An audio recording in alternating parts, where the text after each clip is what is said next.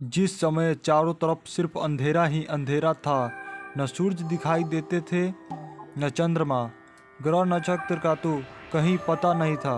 न दिन होता था न रात, अग्नि जल वायु और पृथ्वी का भी नामो निशान नहीं था।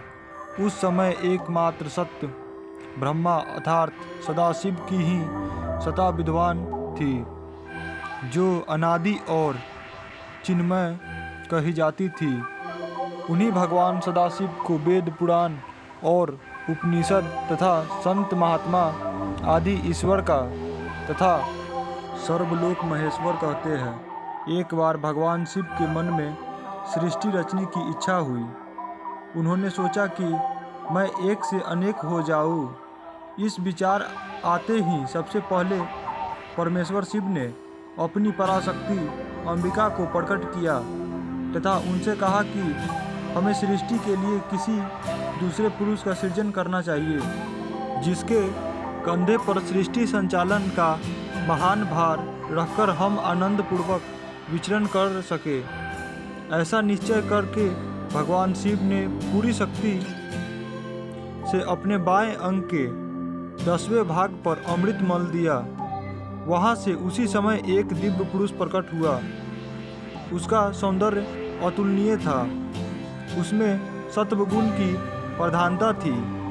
वह परम शांत तथा अथाह सागर की तरह गंभीर था। रेशमी पीतांबर से उनके अंग की शोभा दुगनी हो रही थी। उनके 4 हाथों में शंख चक्र गदा और कमल सुशोभित हो रहे थे। उस दिव्य पुरुष ने भगवान शिव को प्रणाम करके कहा कि भगवान, मेरा नाम निश्चय कीजिए और काम बताइए।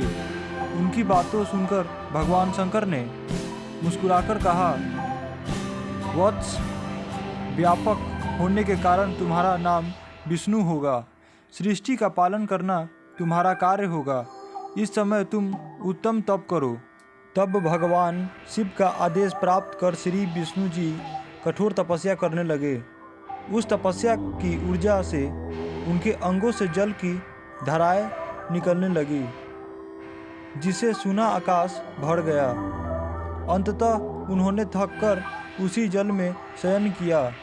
जल अर्थात नार में शयन करने के कारण ही श्री विष्णु जी का एक नाम नारायण हुआ। ब्रह्मा जी की उत्पत्ति।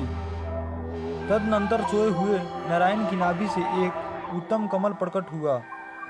उसी समय भगवान शिव ने अपने दाहिने अंग से चतुर्मुखा ब्रह्मा को प्रकट करके उस कमल पर डाल दिया। महेश्वर की माया से मोहित हो जाने के कारण बहुत दिनों तक ब्रह्मा जी उस कमल के नाल में भ्रमण करते रहे, किंतु उन्हें अपने उत्पत्तिकर्ता का पता नहीं लगा। आकाशवाणी द्वारा तप का आदेश मिलने पर ब्रह्मा जी ने अपने जन्मदाता के दर्शनार्थ 12 वर्षों तक कठोर तपस्या की। तत्पश्चात उनके सम्मुख भगवान विष्णु प्रकट हुए। परमेश्वर शिव की लीला से उस समय वहाँ श्री विष्णु और ब्रह्मा जी के बीच विवाद छिड़ गया। सहर्षा उस दोनों के बीच एक दिव्य अग्नि स्तंभ प्रकट हुआ। बहुत प्रयास के बाद भी ब्रह्मा और विष्णु उस अग्नि स्तंभ के आदि अंत का पता नहीं लगा सके। अंततः थककर भगवान विष्णु ने प्रार्थना किया कि महाप्रभु, हम आपके स्वरूप को नहीं जानते। आप जो कोई भी हो, हमें दर्शन दीजिए।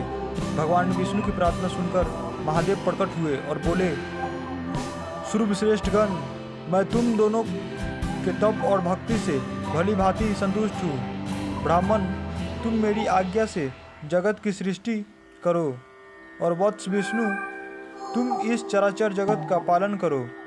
तदनंतर परमेश्वर शिव ने अपने हृदय भाग से रुद्र को प्रकट किया और उन्हें संहार का दायित्व सौंपकर अंतर ध्यान हो गए।